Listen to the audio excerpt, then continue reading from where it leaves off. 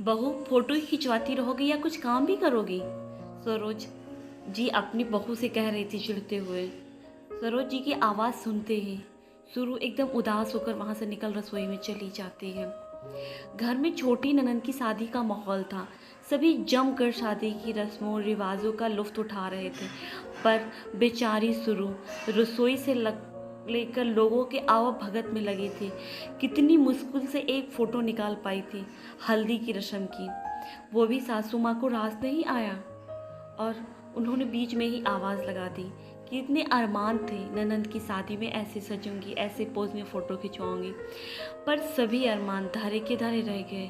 ये फ़ोटो ही तो तस्वीर बनकर यादों में जिंदा रहते हैं। आज सासू माँ को कौन समझाए, मन में खुद से बात करते करते सिर्फ रसोई में काम कर रही थी। तभी वहाँ बिंदु बुआ आ जाती हैं। अरे बहू तू रसोई में क्या कर रही है? तेरी इकलौती ननंद रानी की शादी है और तू यहाँ रसोई में माथापच्ची कर रही है। तुझे तो अपनी ननंद रानी की हर रस्म में उसके साथ होना चाहिए था। बिंदु बुआ सुरु का हाथ पकड़कर कहती है, चल बाहर, यहाँ का काम हम लोग देख लेंगे, तू अपनी ननंद रानी के साथ शादी का मजा ले। अरे सजने संवरने का ये मौका बार बार थोड़ी ना मिलता है। चल आ बाहर, देख तो सारे रिश्तेदार सारे सगे संबंधी कितने जब साथ में बैठकर हंसी मजाक करते हैं, और यही तो मौका होता है एक दूसरे को जानने समझने का। ऐसे भी तुझे हम लोगों ने जाना ही कितना है, तू भी तो हमारे लिए नई नवेली बहू ही है।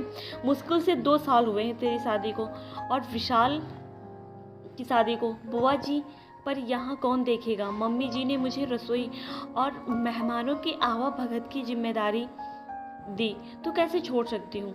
अरे मैं छोड़ने थोड़ी ना बोल रही हूँ बहू, बस कह रही हूँ आकर थोड़ी देर हमारे साथ बैठो। और यहाँ है ना इतने सारे नौकर चाकर, देख लेंगे सब। चल अभी सबके साथ फोटो खिंचवाते हैं और थोड़ा नाच गाना करते हैं बहू। पर बुआ जी मम्मी जी तो उनकी फिक्र मत कर, मैं संभाल लूंगी भाभी जी को। ठीक है? ठीक है बुआ जी। सुरु को बाहर आते देख सरोज जी आवाज देती हैं, बहू तू रसोई का काम छोड़कर यहाँ क्या कर रही है? तभी बिंदु बुआ सरोज जी को कहती, भाभी मैंने ही कहा है सुरु को बाहर आने के लिए। पर बिंदु जी ये यहाँ हंसी ठिठौली करेगी तो मेहमानों के खाने पीने का ख्याल कौन रखेगा? भाभी आप रखेंगी? बिंदु सरोज जी की आंखों में देखते हुए कहती है, भाभी बहुओं का काम सिर्फ रसोई संभालना नहीं होता है, बल्कि छोटी छोटी खुशियों में शामिल होकर खुशियां मनाना होता है। रस्मों रिवाज तो बहू बेटियों से शोभा हो देती है भाभी, हम बुजुर्गों से नहीं। और जब प्यारी ननंद की शादी हो तो रसोई का काम तो कोई भी देख लेना, पर सुरु अपनी ननंद की साथ शादी की रस्मों में साथ में ही रहेगी तो दोनों की ख्वाहिशें अधूरी रह जाएंगी। अब इस उम्र में बहू बेटी नहीं नाचेंगे तो क्या हम लोग नाचेंगे? अब नाचने गाने और फोटो खिंचवाने की उम्र है इनकी, हमारी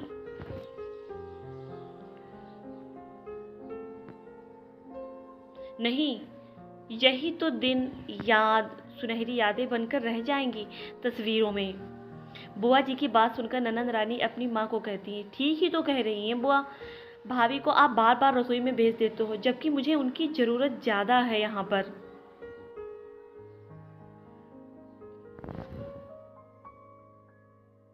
उनको भी थोड़ा हंस बोल लेने दो, उनकी भी तो इच्छा हुई है अपनी ननंद की शादी में हंसी ठिठोल नहीं करने की। ठीक है, आजा बहू, तू अपनी ननंद रानी को संभाल, मैं जाके जरा रसोई का सारा प्रबंध देख लेती हूँ। तभी ननंद रानी खुशी से सुरु का हाथ पकड़कर खींचती है और गाने पर थिरकने लगती हैं।